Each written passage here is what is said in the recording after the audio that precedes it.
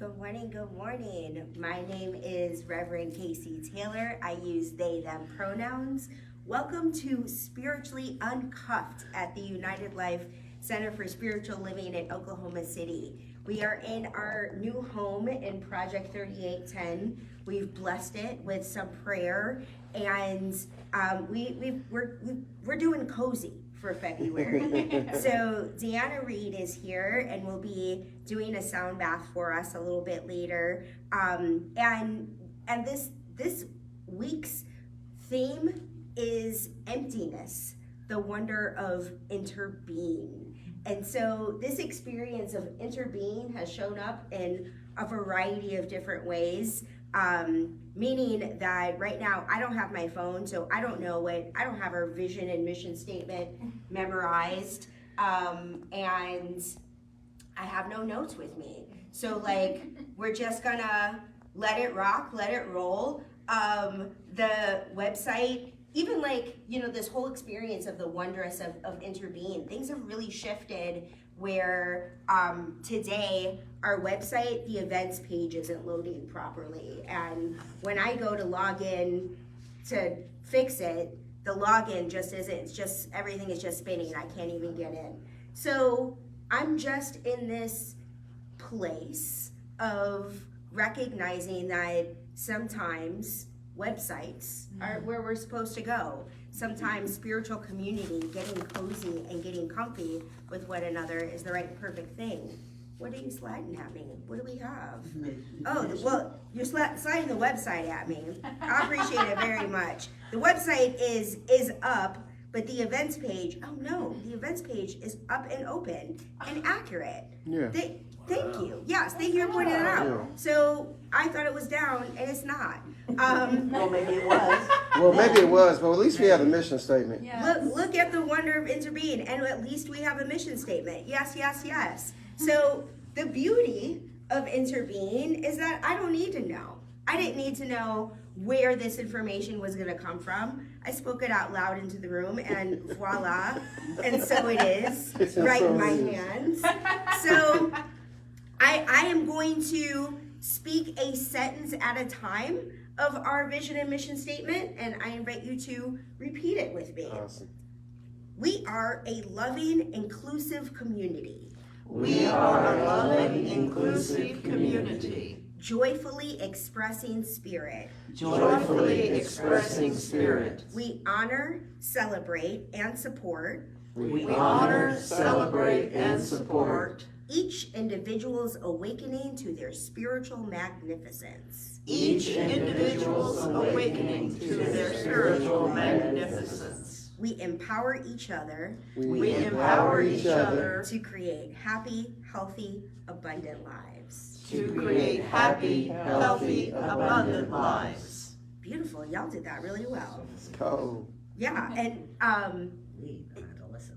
right, yeah, and for me, breaking it down that way, having it be slow, to say it slowly, to hear it back slowly, that in this era that we're in, I'm gonna call this, I've been calling this a renaissance, right? That's what it is that we are experiencing this flow of a renaissance. And what that renaissance has looked like for us is being here at Project 3810. It's having a website that is up to date. So all of our events are listed here. Spiritually Uncuffed is on the website, so you get to know who the performer is and what we're doing each week. Golden Girls Trivia is happening in this space, not this room that we're in, but right next door, across the hall, actually across the hall that way, at the brewery, Broke Brewing Company, is happening on February 15th, and we're good with prizes. So Golden Girls Trivia, 3 to 5 p.m., we've got prizes.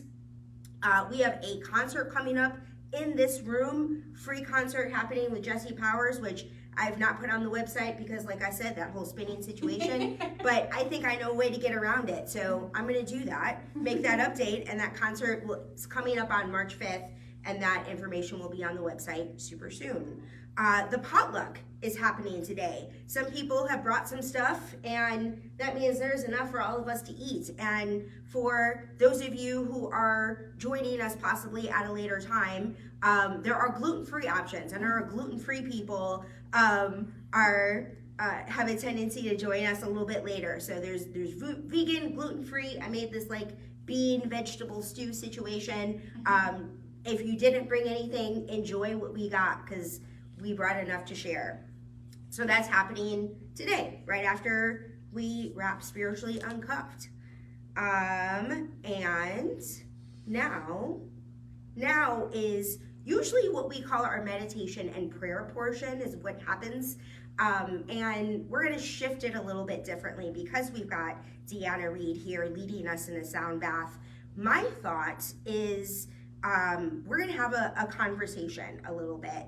First, we're gonna hear from our practitioner of the day, Mary Lee Jones. And Mary Lee is gonna do a little reading for us, provide a little context, pray in this experience. Then we're gonna have a conversation. Oh, look, our gluten-free friend is here. I just shared that there's gluten-free options at our potluck. Yay. And so after Mary Lee prays us in, we're going to have a conversation about emptiness, the wonder of interbeing, what that means for us individually, and then Deanna is gonna ground us all into a sound bath right after that when we're all rich and warm with all these things going on. Welcome. Feel free to either grab a chair or get cozy on the floor. We've got some extra pillows over here if you'd like one. This space is what it means for us to be spiritually uncuffed is that you get to get comfortable however you want. I took my shoes off. So did I. You do you. Welcome. Feel free to get in a chair, find a chair, move a chair around here, or get cozy on the floor, whatever is most comfortable for you. As I just said, I'll just remind us of where we are and what we got going on. Mary Lee Jones, our practitioner of the day, is going to do a reading and a prayer. And after that, we're going to have a conversation about our theme, Emptiness, the Wonder of Interbeing. Take it away. No, thank you, Rev Casey. As they have so beautifully pointed out, the CSL 2025 global themes is radical interconnection. And I will get to the interbeing portion in just a minute, but I want to begin with this intro. We tend to focus on the science and science of mind, but living is as much art as science. Every moment we are creating, and we never create in a vacuum. Every moment we are creating with all beings, human and non-human, alive now as well as all who have ever lived. Every moment we are weaving and are woven into a great tapestry of interbeing. We are called as conscious beings to participate in the transformation of our world. And I'm going to read a little bit from Thich Nhat Hanh's The Art of Living next. Print's a little bit dimmer here, so I'll angle it. Emptiness does not mean nothingness. Saying that we are empty does not mean that we do not exist.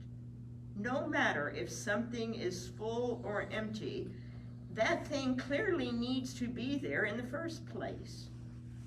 When we say a cup is empty, the cup must be there in order to be empty.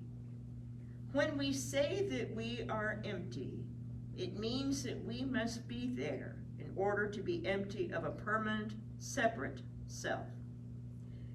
About 30 years ago, I was looking for an English word to describe our deep interconnection with everything else.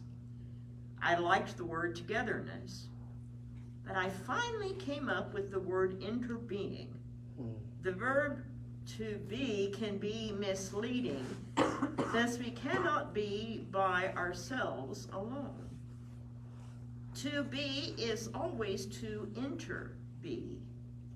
if we combine the prefix inter with the verb to be, we have a new verb, interbe.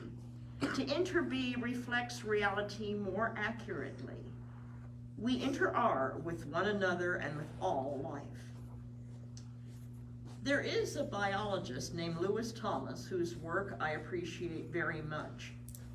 He describes how our human bodies are shared, rented, and occupied by countless other tiny organisms without whom we couldn't move a muscle, drum a finger, or think a thought.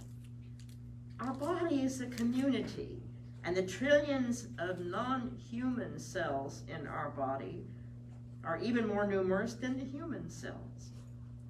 Without them, we could not be here in this moment. Without them, we wouldn't be able to think, to feel, or to speak. There are, he says, no solitary beings. The whole planet is one giant, living, breathing cell with all its working parts linked in symbiosis. And today, as I said, Rev Casey has alluded, today specifically on February 2nd, the focus is on the wonder of interbeing.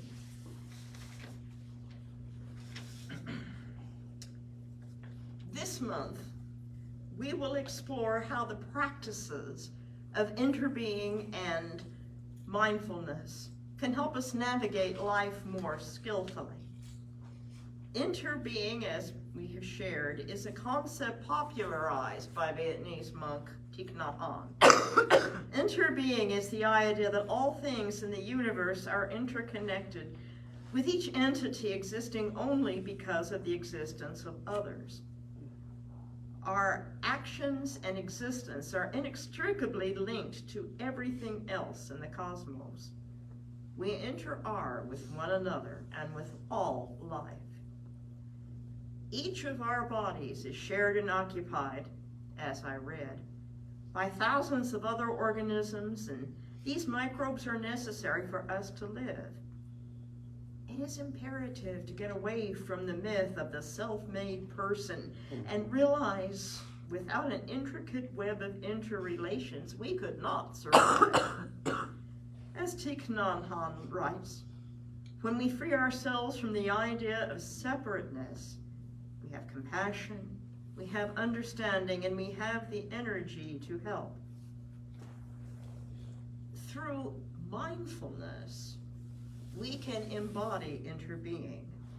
Mindfulness is the practice of being fully present and aware in every moment without judgment or distraction. Through mindfulness, we learn to pay attention to our thoughts, our feelings, and the environment around us in a way that is accepting and observant. This heightened awareness allows us to connect with the present and experience life more deeply and completely. When we are mindful, we see how our lives are linked with others, how our actions impact others, and how others' conditions reflect on our own. This reciprocal awareness cultivates a sense of mutual care and concern.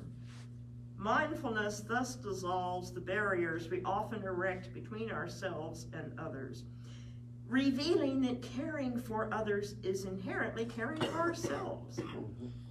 In practical terms, mindfulness practice might involve conscious breathing, walking meditation, or engaging fully with whoever we are with or whatever we are doing. Such practices ground us in the present moment, allowing compassion to arise naturally as we become more attuned to the life unfolding around us and within us. Interbeing and mindfulness provide powerful tools for transformation, fundamentally altering how we see ourselves and the world.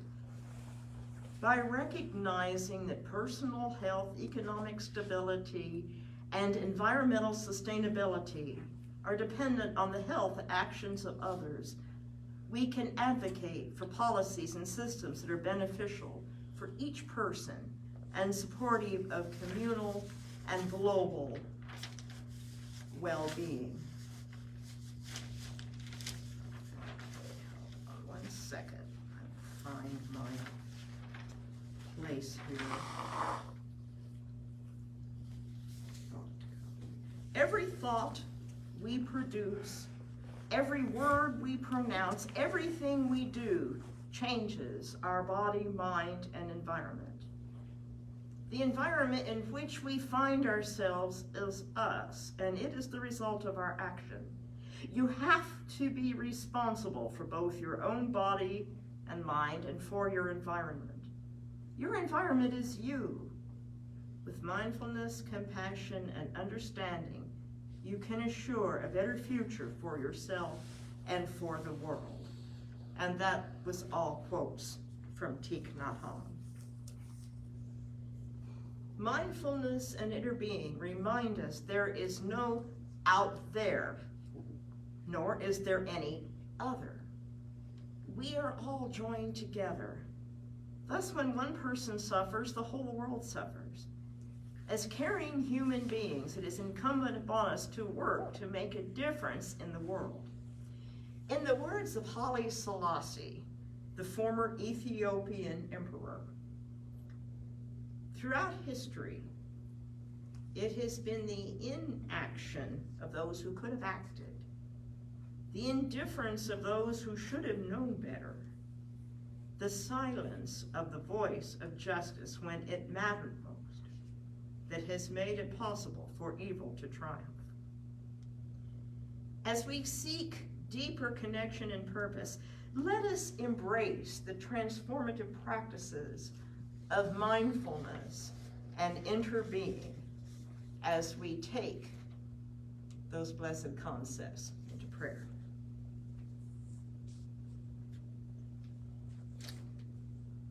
God is the absolute reality and only intelligence, the one infinite reality. God is wholeness, peace, joy, love, interbeing, perfection, and mindfulness. And as my mind is an individualization of God mind, I accept the idea that I am now thinking with the mind of God. The Spirit of God moves through me as my spirit of self-awareness and also moves through everyone present here.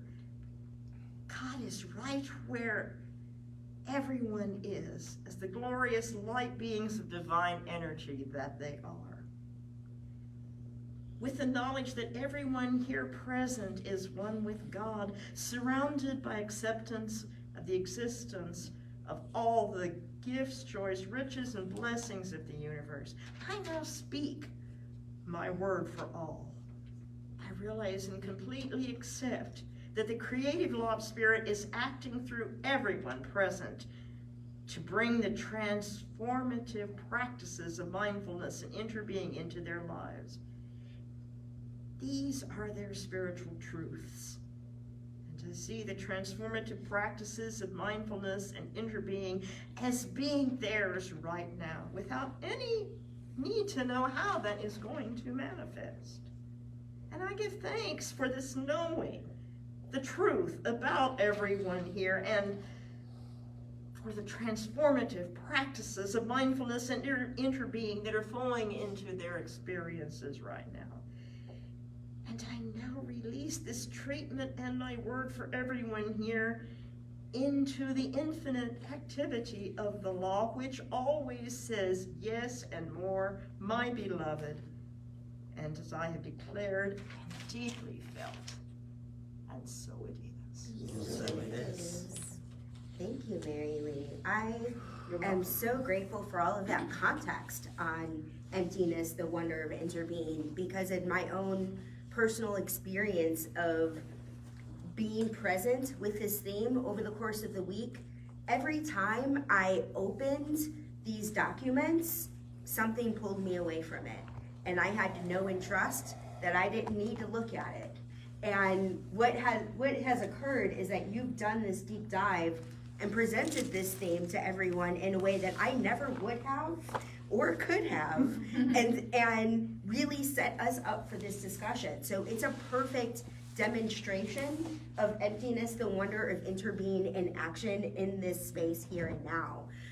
So as I mentioned earlier, I wanted to invite us to have a conversation about the theme. That with Spiritually Uncuffed, some weeks there'll be a formal talk where it won't be a conversation, and sometimes some people are chomping at the bit to have a conversation. So I'm grateful that we move and flow, that for the kind of people that are comfortable with passively participating, and to trust and know that however you choose to engage and interact in this space is yours to do. If you choose to simply be present and not participate, we honor and support that. If you have something to say, I invite you to share your name and your pronouns with us and whatever it is that you would like to say.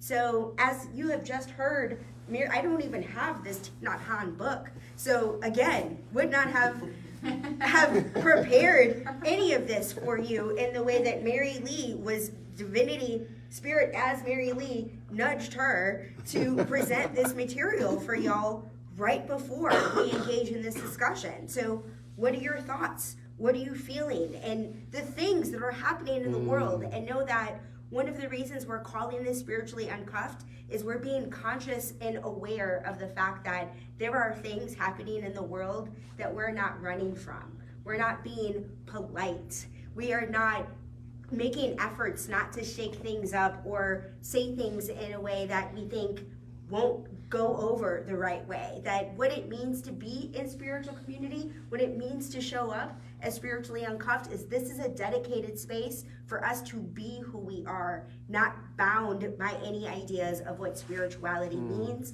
Whether you are here for the first time and don't know anything about who we are and what we've ever done, know that your voice is welcome, and this is the space for you to share. You've got just as much context about emptiness, the wonder of interbeing, as literally everyone else in this room. And that's the focus of this topic and discussion today.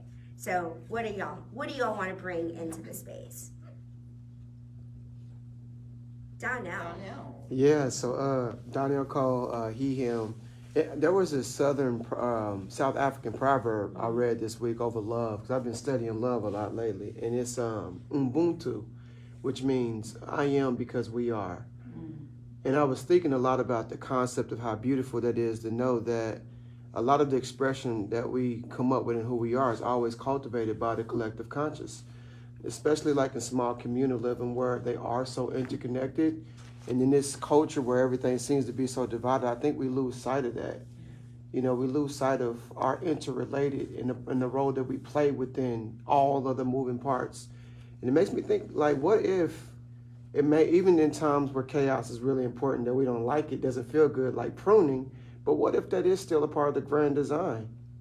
What if it's still just as beautiful, despite how we may view it compared to separatism that, you know, we kind of see in our egoic nature? But yeah, I love that I've been holding on to that Ubuntu this week. I am because we are.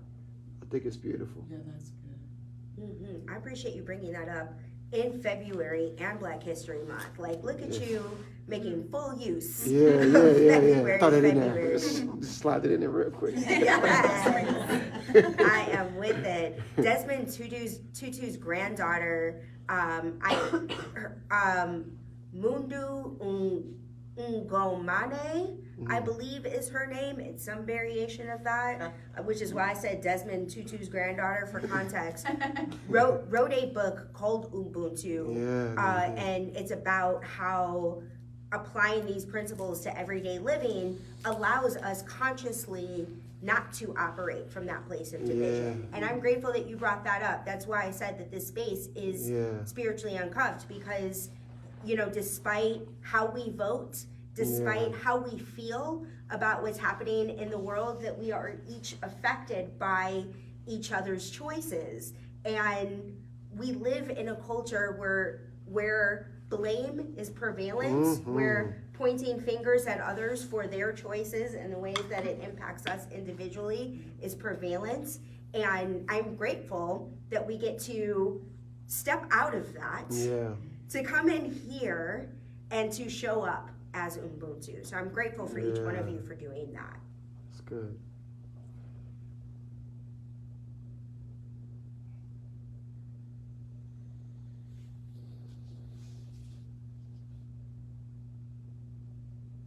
I think part of like with separateness or our culture, society, and how we're so, obviously there's radical shifts getting out of separateness, but I think some of our most potent power is through the space of love and with an open heart, and separateness tends to close off the heart and Mhm. cause stress, illness, sadness, loneliness, separateness. Yes.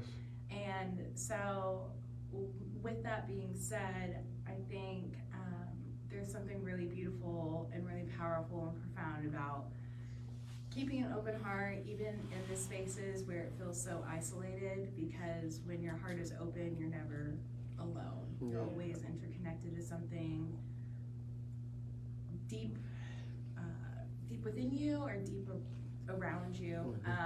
But I think that's something that a lot of people are awakening to, is keeping that open heart, because the inevitable, there's suffering and there's grace, and that's what makes harmony and balance in this whole existence. So the inevitable of suffering will happen, but it's going to be less challenging when you are able to keep the heart open. Yeah. So it's just my little It's powerful.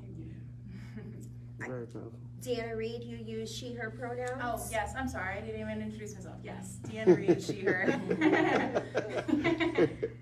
I appreciate you saying that, especially because Deanna, as a practitioner of those principles that she shared, is what inspired me to invite her to join us in this space, and has been a significant part of my own spiritual practice. Let's go. I do the best that I can to attend her Saturday classes, these flow and sound Saturday classes, where these principles are reinforced. That, as I said, when we are in a culture of division and blame, it's so nice for me to go to a class where she often speaks of this concept of our bodies having the medicine, and that this experience of engaging in a sound bath, as we will be later today, is a way that we heal our bodies, that we engage in spiritual community together. And for me, taking these classes, going to meditation on Mondays at 5 p.m. and clearing my chakras with a community of people around me, has been a really valuable part in my own healing of walking through the world and being able to have the emotional bandwidth to manage all of the transition that's happened within this community. Thinking of today is 2 months that I've been in this role. Like today officially is my 2-month anniversary. Thank you. And that experience of all of the ways that the world has shifted, this country has shifted in the 2 months that I've been in this position, and then this community has shifted substantially also within these last 2 months. And so having this space to explore who I am spiritually. I said to somebody yesterday, I worked at Sisu Youth Services, a youth shelter. I often work there on Saturdays, and mentioned to somebody that I've been to centers for spiritual living communities all over the country, and I didn't see myself in any of them as a spiritual leader. I had to blaze my own trail through Spirit Uncensored, and this community created a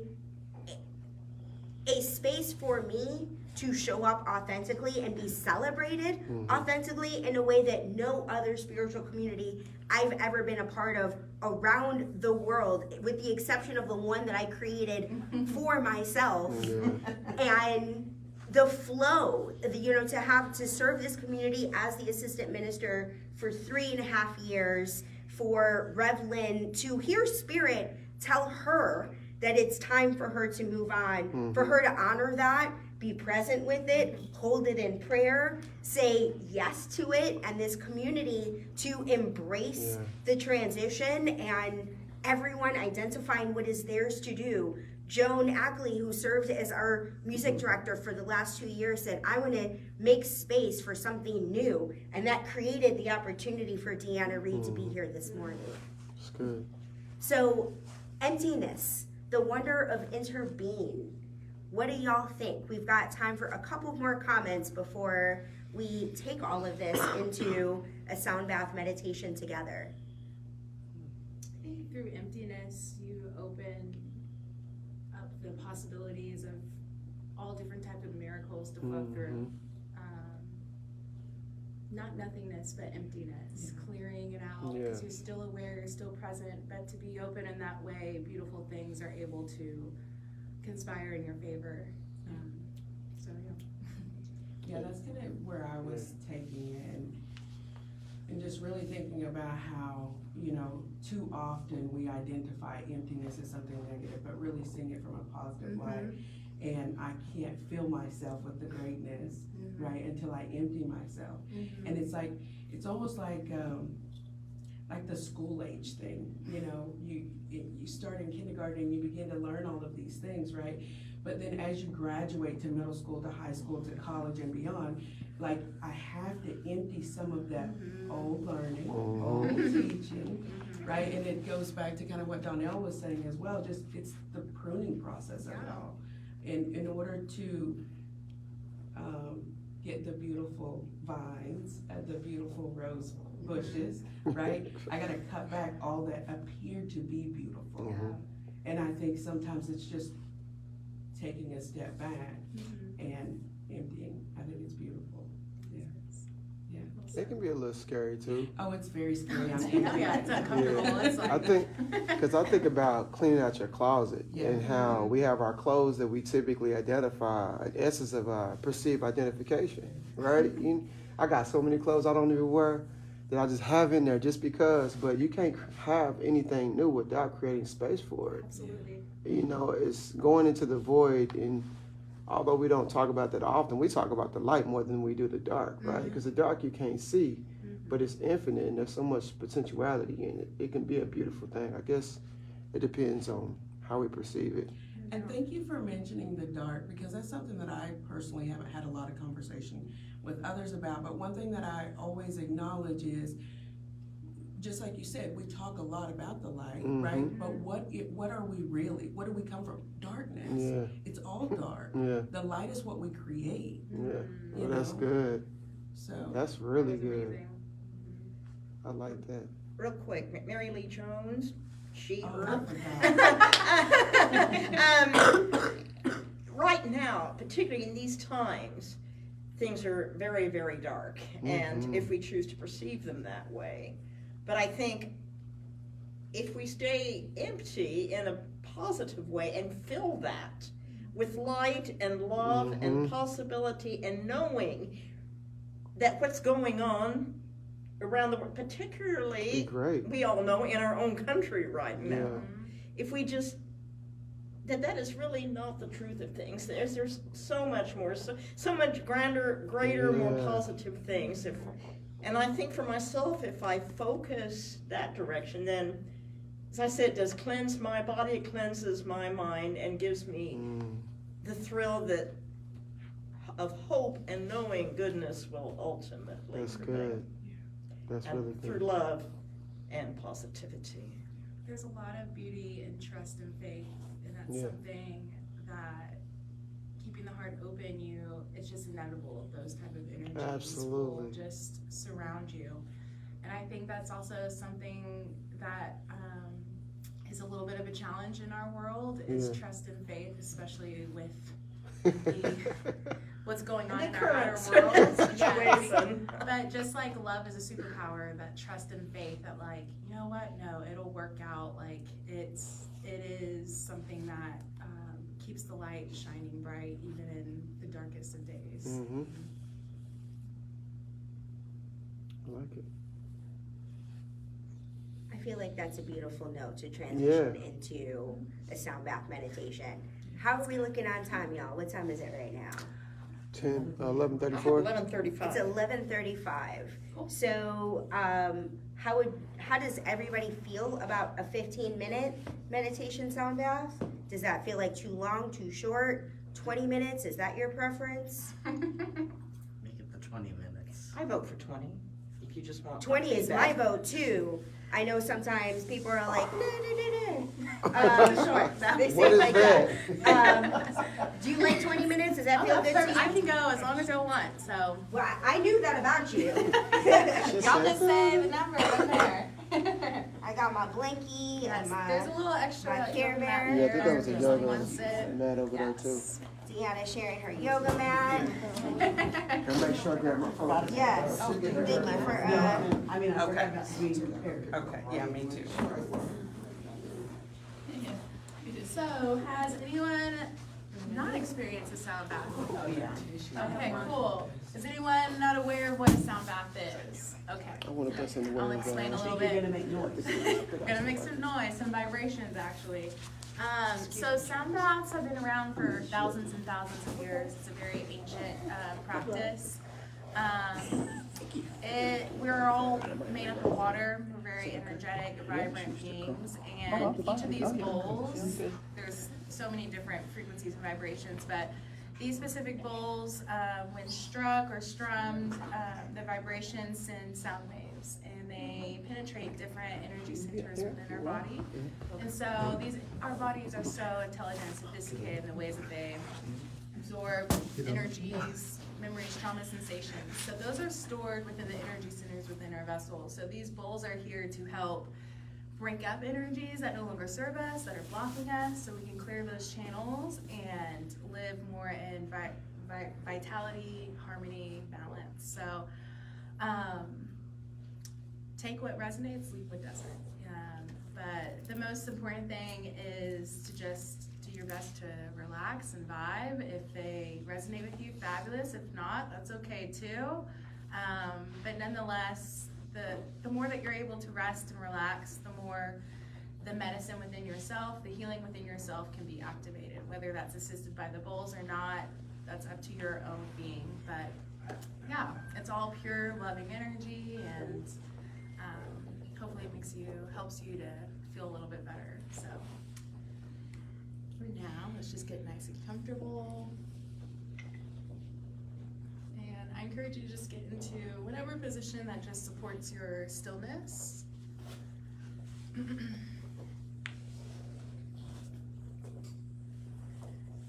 so I want you to just draw your attention, your awareness into your breath for the moment. And we're not going to change our breath in this moment. Just allow the breath to flow naturally however it wants to. It's not forced, it's not manipulated. The breath just flows in and the breath just flows out.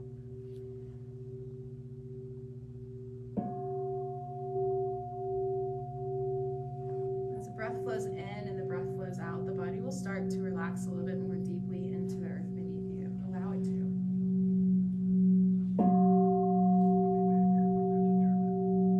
Notice the wisdom, the intelligence, the feedback that the breath is conveying to you in this moment. In range. Current heart rate 60 beats per minute. The intelligence that the breath can convey shows up in many different types of sensations.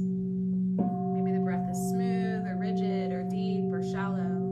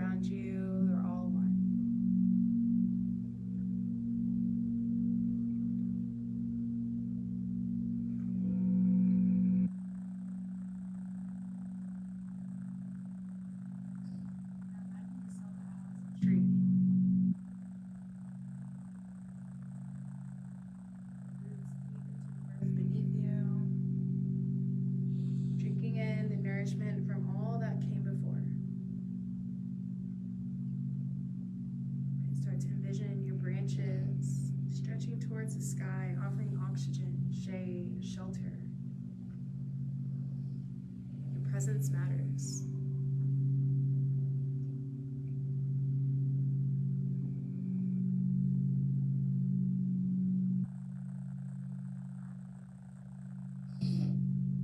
Now see yourself as a drop of water in the ocean.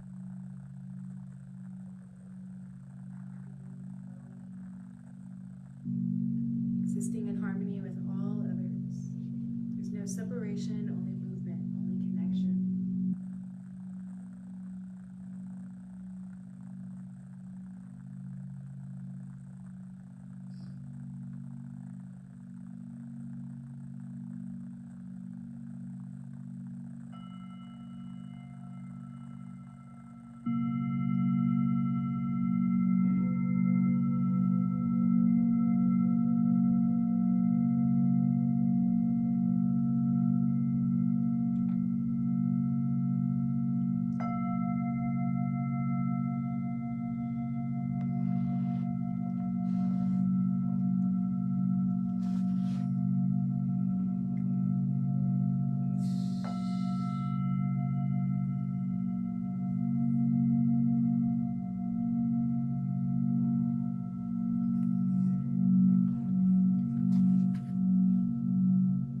With this deep connection, this deep awareness,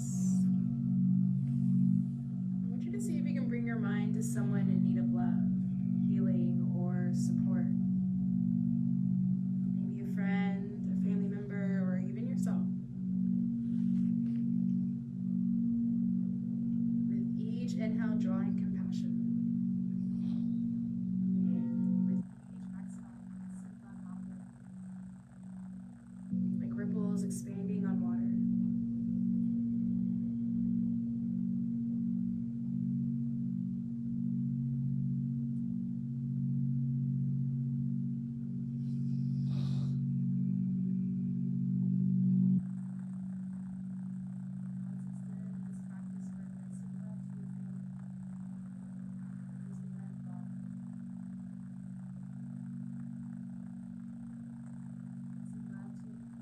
People you see and those you don't.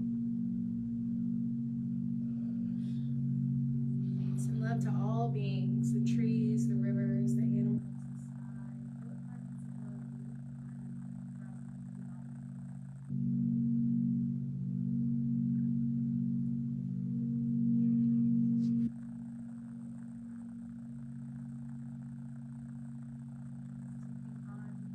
Teaches right thinking, right speech, and right action create harmony. Love is not just a feeling, it is a practice, it is a way of being in this world. I ask yourself today, how can I embody love? How can my presence bring peace? How can I serve the world with mindfulness and compassion? Allow these questions to rest in your heart, guiding you in the moments ahead.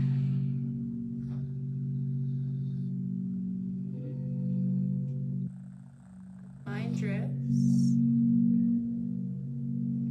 Reconnect with the breath. Feel that loving, effortless, easy breath in and out.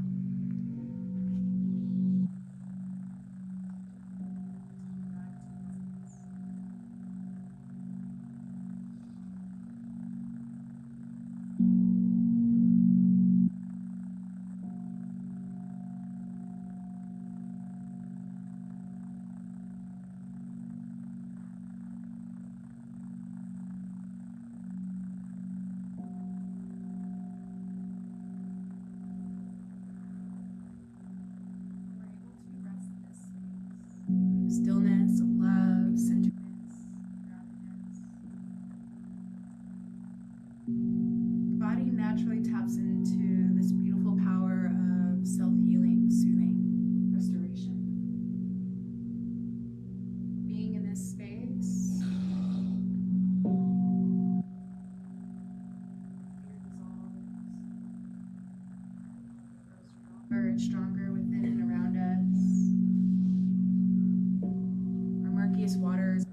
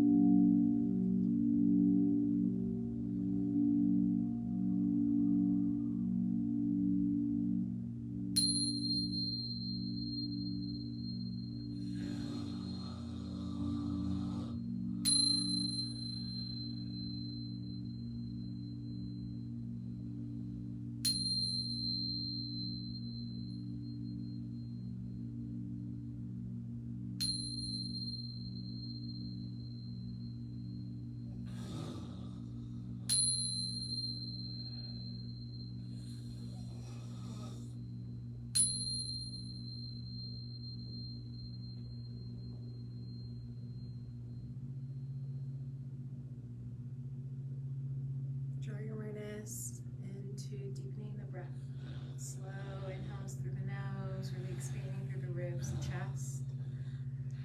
And then with every exhale, the body grows heavy, softens.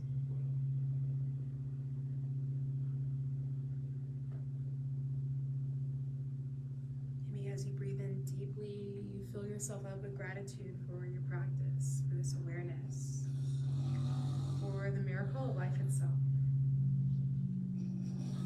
And as you exhale, maybe you allow a soft smile to come to the lips, an inner knowing, a quiet joy.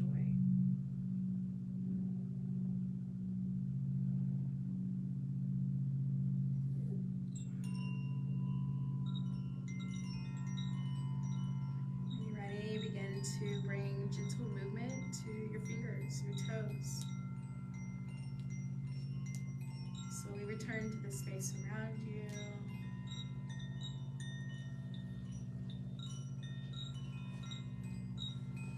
I'm going to leave you with these last things that you might carry on with you throughout the day. May my thoughts bring healing, my words bring peace, and my actions bring love.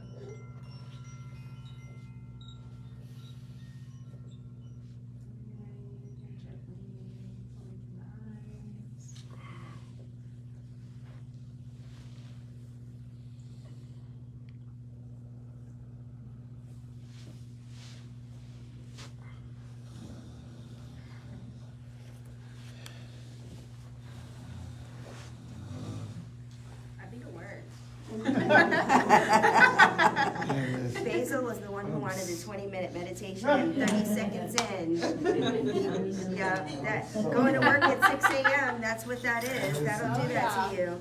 So Basil went to work, came here, helped me set up the space, and is going back to work today. So I'm glad that meditation gave you the rest you needed. yes. Rest you needed to carry We on. talked about how the nap didn't get to happen today, and look at God, look at Spirit. Lights out. Yeah, so good it is. Thank you so much for was that. I'm amazing. so glad that you are joining us for the month of February Yes, for our honored. cozy inauguration into this space. So last week after our annual meeting, and I've shared this with you all, that I've been looking for a way to honor Native people and Native land. And it was super important to me not to tokenize anybody in the experience of identifying the right way to do that. And found myself at the brewery with James and letting him know that this is something that I'd really like to incorporate, and asked if he would be willing to speak from his own experience. So I said, let's throw away the concept of a land dedication. This is simply James Palmer expression of me saying, I'd like this space to honor Native people, honor Native land, and know that this is not about James being an expert. This is about him experiencing life as a native Oklahoma in this place, and also somebody who's been an elder and integral part of this spiritual community. So I'm grateful. I said, let's just start with whatever you want to do. Let's see what happens. And here he is with his paper and walking over. So let me get you a chair. Let's go, James. I can get it. Okay, you'll get a chair, and I'm gonna Kind of turn sit here this- so I can. Gonna come here? turn everyone this can over see to him. me, I'm gonna run away for a minute and I get the can key. see Get everyone. keys. Where is Nina? Well, today was a challenge because I almost forgot it was potluck.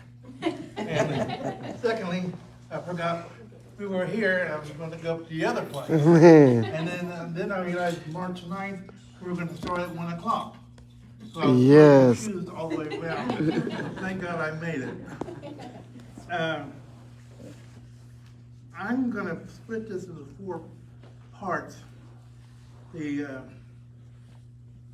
Each Sunday, from my age, from born to when I'm 16 to 36, 40 to 60, and 60 to 83. All the different things that happened to me during this time period, what I learned, what I've experienced, and I thought I would have to go back to college. I had to look up a lot of words that I didn't understand. And let me tell you, I learned about it, a bunch of stuff I didn't know. And I want to thank KC for asking me to present this. I looked up the radical interconnection. And I thought radical extreme fanatic denotes that which goes beyond moderation or even to excess in opinion, belief, action, etc. Radical emphasizes the ideal of going to the root of a matter. When we perceive inner being, we see that not only is everything interconnected, we see that all is one and one is all. Kind of like the Three Musketeers. One for all. One for all. All for one. All for one, yes. I'll get you involved yet. My name is James Palmer, and I'm a Seminole Creek Indian, and I belong to 5 civilized tribes: Cherokee, Choctaw, Seminole Creek, and Chickasaw. I like to say that, in a sense, I'm not an American Indian, because when our ancestors were born, we were not Americans. I would like to say we were Indian Indians, or God's Indians. But everything has changed over the years, as we've all noticed. The Seminoles are from Florida, and the Creeks are from Alabama.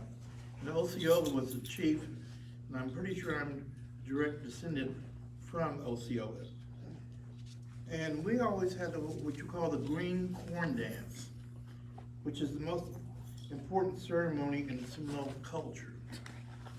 At this ceremony, Indians express gratitude to the Creator for providing them with food. The gathering is known for having many hours of stomp dancing, because you'll go and there'll be hundreds of people, and there'll be a great fire, and the medicine men would take medicine, and there were women who were shakers, and there were turtles on their legs with small beads. And when you dance, it was man and woman, never man or woman. It was intertwined. You could not be drinking, could not be pregnant to dance, and you definitely couldn't be a white person to join in with this, because that was a tradition. And I was out there, hey, hey, ho, ho, and danced from 6 until the sun came up. Wow. And then when you're a shaker or a singer, you're from different clans, and to be able to do that, you have to be born into it. Your grandmother had to be a shaker, mother and daughter was passed down. If you weren't, then you were not allowed to. And there were food camp houses around the places where everyone made food for everyone to eat during this time. So fed a lot of people. And when growing up and we woke up, it was great. It was 1942, but around when I was, believe it or not, for the first 3 or 4 years, I don't remember being born or alive. The first thing I remember is stepping out of the car and going into the grade school. I don't remember anything before that. Why, I don't know. But we woke up with a place where you didn't have to lock your car, your home. There was basically no crime at all. And it was the greatest music at the time, and the greatest singers. And I forget what it's called, but when you drive around, just keep going around a circle. Cruising. Yeah. Cruising, yes. Let me tell you, they couldn't wait for Saturday night. And it was just wonderful. You would see people and just wave continuously, for hours and hours. And so there were not very many Indians in grade school or high school. And when the Indian women and just people who couldn't afford anything would go to the grocery store to buy flour sacks, so okay, they could make clothes for their children. And they'd be like, no, I want that one, because it was a pretty pattern, But it was, gas was 25 cents, movie was like 10 cents, popcorn was 5 cents, and Coke was 5 cents. So you could basically spend 25 cents for the whole thing for the movie. Now it's almost $22. Bring You it really back, think man. about it. But it was such a fun time, and I thought life was, this is what you call happiness. Yeah. You didn't have to worry about anything. Yeah. And my mother was the richest Indian woman in Hughes County. She was like worth, well, of course, before she was born in the 20s, so she was worth about $400,000. Wow. So when we were born, me, my brother, and my sister, we were given $40,000 each. And that was for us growing up, going to college, and clothes and stuff we wanted. So I never knew what poverty was. Not that I was proud of it, but I thought it was just a natural thing that everyone had it. Except the black kids, there was across the street road, we lived out in the country on the hillside, and we had cows and horses and apple trees and mulberry bushes and chickens, and they broke horses, and the Ponders were their names. My name was Palmer, and the little black kids would come along and play along the fence, and I said, why don't you come over here and play here? And the mama was watching out the front porch. She said, don't you be bothering those people. And I said, it's okay. I said, if you're gonna play, just play along the fence. So that's what we did during the years. And so I was very fortunate, I guess, as they say, you're born with a spoon in your mouth. Silver spoon. Yeah. So I felt like I had a fork in my mouth. I was popping with a fork. But anyway, when you went to the Indian church, which is totally different from the white church, the men sit on the left, the women sit on the right, and the Christians sat facing each other. And then when you go to say prayers, the Christians would stand up and turn their back and kneel on the pews and say their prayers out loud. So there was all this sound, Everybody was telling what, thank you, Lord, for the food and everything, the help and everything. And then they would settle down. And there was a guy who had a cane. If anyone was sleeping, he'd go and tap, wake up, Or if you were doing something you weren't supposed to be doing, because we didn't have cell phones then. They didn't have to worry about that. And when I first went to the Indian church, I didn't speak Indian because my mother didn't teach me. And the little Indian kids were like just jabbering with the Indians, and the teacher spoke in Indian and asked me a question in Indian. I said, I don't know what you're talking about. And the little kids said, ha, ha, you don't speak Indian? And I said, no. And I just laughed, And then I quit the Indian church because why should I go if I don't understand the language? Because they spoke in Indian. So I went to the white church. And that's where I got my training of what is right and what is wrong. And listened to all those fabulous stories in the Bible.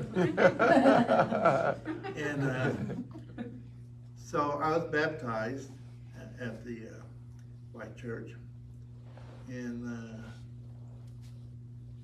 but at the Indian church, after you were through his church, there were camp houses, maybe 6 or 9, and the families bought food, Indian food, which most of us, which we always ate. And that food was, there was a drink called softy, and it was mixed with lye. It was kind of like corn, and it fermented, and you drank it, and it cleaned your system out. But let me tell you, when I had to drink, it was a little, smelled sour, but I had to put sugar in it. But a lot of people let it ferment for 3 days and drink it because it's supposed to be very healthy for your body. And then you had you had beans and corn and Indian fried bread and pawa cookies. Now, I don't know what that is. I don't ever recall that. Must have been a different tribe. Or it was before we became civilized. Yeah. That they still have back in Florida. And it's For the word colonized to civilized personally. and like now, you know, we eat pizza, hamburgers, Yeah. hot dogs, and most of us never ate different food, Asian food, or Chinese food, or Right. Jewish food. My sister says, I'm not eating anything that I can't pronounce. Yeah. And you know, most of the stuff is, you know, in Chinese, you know, it's just a different name. But they just didn't eat, so most of them still haven't gone out and understood what different Cultures are. cultures are. But I had the pleasure, because of different friends throughout life, I got to eat the white man's food. Let's go. And, it was amazing, but like, it's like, I remember my first lobster. Come It on. was a comedy, but I'll get into that later. Yeah. But I'll just tell you. I walked in, and there were the lobsters in the tank. And I was here in Oklahoma City. I think it was called the Red Lobster. And my friend Chuck said, which one do you want? I said, well, I don't like that one. And then he said, okay. And the guy grabbed it and threw it in boiling water, and the poor thing was screaming. Oh. And I said, I'm uncivilized.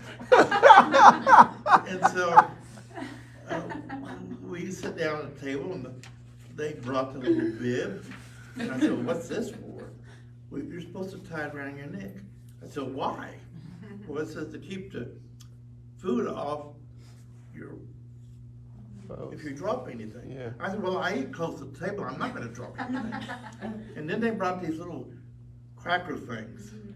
I said, are we having nuts? And he was like shaking his head and said, no. So they finally brought the lobster. And I asked, can I have a napkin? And my friend said, well, you got a cloth napkin. I said, I'd like to have a paper napkin. So they brought it, so I tore it off and tied it around the lobster's head. I said, I'm not having something to look at while I eat it. And then as I got into the lobster, I said, my lobster's spoiled. He says, why, it's green. And part of it was green, because that was okay. And so, after we got through eating, we were walking out the door. I said to Chuck, can we go to McDonald's? Because I was still hungry, because I was not used to having that. But anyway, that happened with different stuff along the way. So,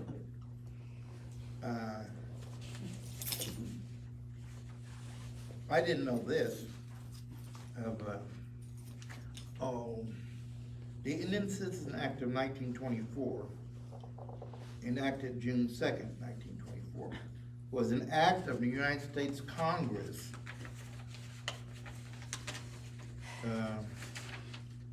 that declared indigenous people born within the United States are United citizens. I mean, we were citizens to start with before anyone got here, you know? And a lot of things are changing now, which I've been reading, and I'm not gonna mention because I don't wanna say anything negative, but, you know, they're out there. Somehow we have to change that to make it into a positive thinking reality. Yeah. And there was a pecan tree we woke up. It was called the whipping tree. And this tree was in the National Register of Historical Places. Seminole and African Americans who broke the law were suspended from the tree while being whipped. Wow. Now this was before I was born. So, but they were doing it, and we woke had Indian horsemen that rode on horses to patrol. Of course, that all changed, you know. And what I like to do is, kind of mention, I had two best white friends.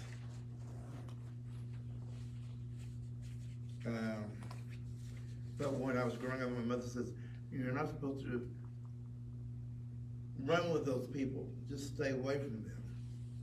Which I did, and when I just communicated with Indians. And the Indians were very shy, especially the girls. And the boys were rambunctious. And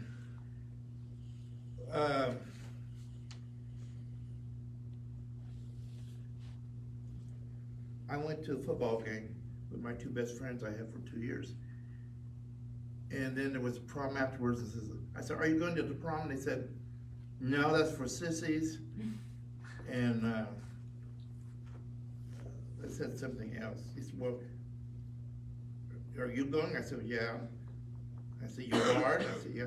What are you going to do? Act like a crazy Indian and jump around and scream and everything? And I was really hurt, so I quit running with him. I just quit running with him, period. Yeah. So I just wanted to mention at this time some of the great Indians, I'll be finished with this, is that it's amazing that we did survive and we became famous. And that's very hard to do because when you're growing up as an Indian, you're kind of taught that you're not worth anything. And most Indians became alcoholics. And they just didn't go anywhere. Inferiority. Yes, that's what it was. So, but you had to be strong and go forward. So, some of the greatest Indians was Sitting Bull, who was Sioux. He was the one who brought down General Custer.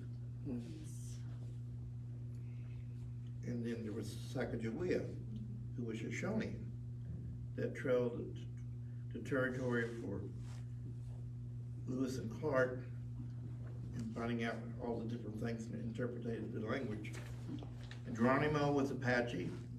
He fought against the United States government because they came in and killed his family, and that's the reason why they started a war against the whites. I mean, well, they were just all getting persecuted and everything. And then there was Wilma Mankiller. I like that last name. She was a Cherokee activist. And then there was Chief Joseph Nez Pierce, Crazy Horse, Lakota. He was with Sitting Bull when they defeated Custer. And Maria Talltree, who was a ballerina. And I got to see her in person down at Oklahoma City Music Hall. It was just really an experience to see an Indian. And I just recently went down when they had the Indian opera in the language of Chickasaw language.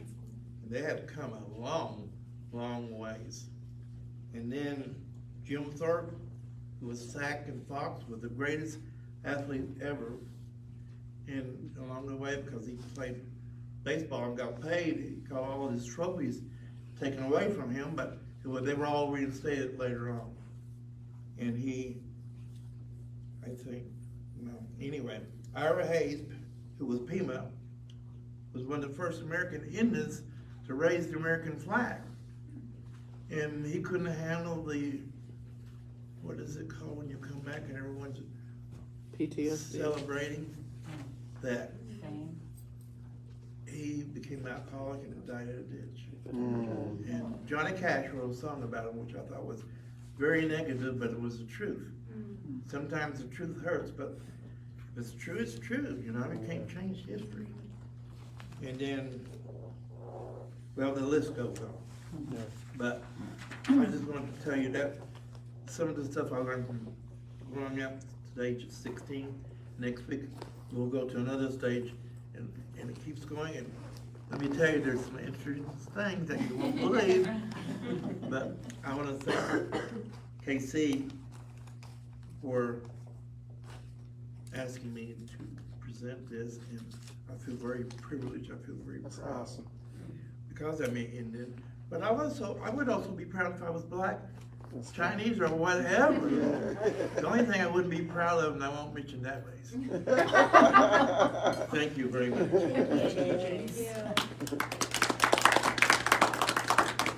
One of those notable Native people that you mentioned have Oklahoma roots and connections. Wilma Mankiller, I believe, still lives in Tahlequah. Yes. What were you going to say, Danelle? I was gonna say that lobster story is a little barbaric.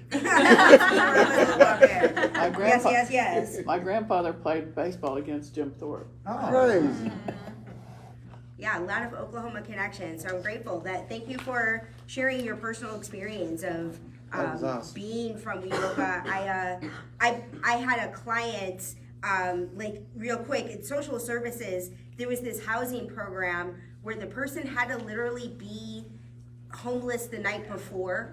So she had a place to stay in Wewoka, and I had to pick her up from Wewoka and take her to a homeless shelter so that she can fit the description of homelessness to be able to get into this housing program. Wow. So that was the one time that I went to Wewoka was that drive, and you know, all I can get was signs. So I'm grateful for the context and for Spiritually Uncuffed to be an opportunity to get educated and get some spiritual community. Thank you all for participating in it.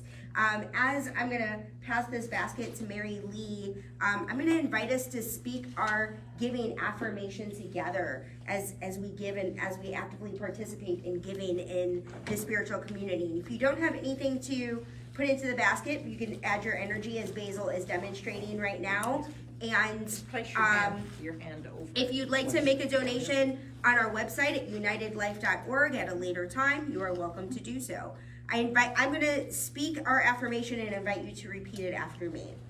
I live in abundance. I live in abundance. I am filled with abundance. I am filled with abundance. I give from that abundance. I give from that abundance. And it transforms my life. And it transforms my life. And so it is. And so it is. Thank you all for being here. Our potluck is happening right now. Donnell looks like he's about to hit stop and finish on our video. Thank you for joining us. We'll see you at Spiritually Uncuffed right here at 3810 or online next week, same time, same place, 11 a.m.